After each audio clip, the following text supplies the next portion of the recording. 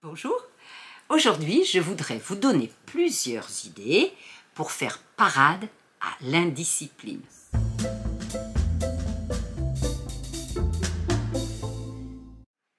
Parade numéro 2, jouer la surprise, ou du moins les surprendre. Je vais vous raconter encore, toujours pareil, des anecdotes vécues. Il vous est certainement arrivé, comme moi souvent, que vous voulez passer la porte, par exemple du hall, et un élève passe en flèche et vous bouscule. Et là, je l'appelais jeune homme. Excusez-moi, c'était souvent plus des garçons, mais ça pourrait être aussi jeune fille. Grand sourire. L'élève s'arrête et se recule. Viens là, s'il te plaît, merci. L'élève arrive. Et je lui dis, jeune homme, tu me connais? Ben non, je ne connais pas. Mais si, tu me connais. Et moi, je te connais. Ben non. Mais si, toi, tu t'appelles A-D-O et moi, je m'appelle A-D-U-L-T-E. L'élève, de toute évidence, ne comprend pas. A-D-O, c'est toi. Et je te dis, jeune ado, merci de laisser passer l'adulte que je suis. Merci, au revoir, à une prochaine fois. Et ça au collège, ça amusait tout le monde, parce que tout le monde entend toujours tout. Je pourrais vous raconter une autre fois comment on a fait aussi les défis des chasse aux gros mots qui nous gênent. Et comment j'ai lancé le défi de, eh bien, on va dire ta gomme plutôt qu'autre chose, canard plutôt qu'autre chose, fourchette, fait chaud. Vous voyez ce que je veux dire? Vous voyez quels mots se cachent derrière ces mots que je donne?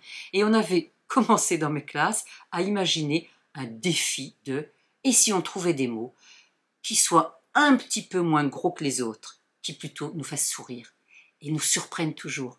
Dans la surprise, je voudrais aussi vous raconter une autre histoire. Je voudrais vous raconter l'histoire de Joey. À cette époque, il y avait encore des doublements et une année, on était arrivé dans mon collège à 24 doublants en 4e. Le principal vient me voir en me disant « Madame Martina, depuis des années, à chaque conseil de classe, quand il arrive le moment de fin d'année et qu'on propose des doublements, à chaque fois, vous nous faites la morale et vous nous dites « ça ne sert à rien les doublements ». J'avais bien raison, ils ont fini par disparaître.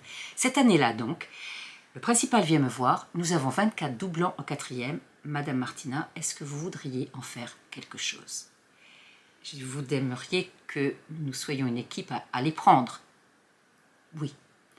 Eh bien, nous avons monté ce qu'on a appelé entre nous la classe kamikaze, mais je l'ai fait avec quelques garanties. J'ai obtenu du principal que j'allais être maître de l'équipe qui allait venir.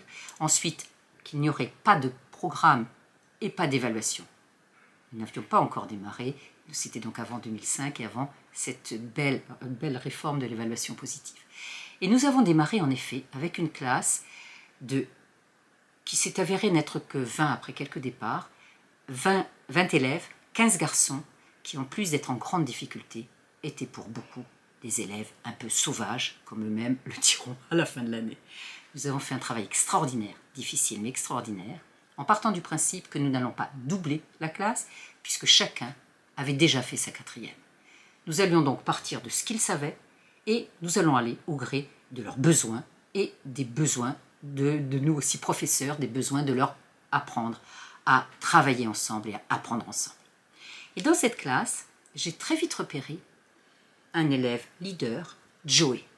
Joey avait un charisme extraordinaire, je voyais que les élèves avaient peur de lui, ou au contraire, c'était quasiment un gourou. J'ai très vite remarqué que ce Joey avait beaucoup de talent de comédien. Il savait faire rire la classe. Je lui ai proposé le contrat suivant. Joey, je vois que tu as des talents de comédien. Je vais te donner 2 minutes pour faire rire la classe en chaque début de cours d'anglais.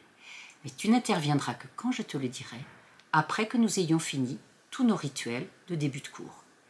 Je prendrai un chronomètre et tu auras tes 2 minutes. Et c'est ce qui a eu lieu. Je prenais tout mon temps pour les rituels d'anglais. Joey était impeccable, il attendait ses 2 minutes. Joey impeccable, la classe jouait bien le jeu. Puis Joey faisait rire la classe. Et je vous assure qu'il était fort, ce Joey. Et ça a duré comme ça pendant des semaines, jusqu'à ce qu'un jour, je donne à Joey ses 2 minutes et il me dit Bon, non, ça va, j'ai fait le tour. Joey faisait pleurer certains professeurs, ce qui n'était peut-être pas aussi prenant dans cette aventure que nous. Et en particulier le professeur de musique. Et je disais à Joey, mais Joey quand même, tu fais pleurer le professeur de musique, toi qui es mais un élève extraordinaire dans mes cours. Car je dois dire que Joey, une fois qu'il rentre dans les cours, avec les talents qu'il avait de comédien, ça donne de bonnes choses en anglais. Et il me dit, oui madame, mais vous êtes un roc. Joey, un roc, moi? Ah, j'ai trouvé que c'était quand même dur à me dire, moi, si bienveillante. Ah madame, je peux pas vous faire un meilleur compliment. Merci Joey de ton compliment.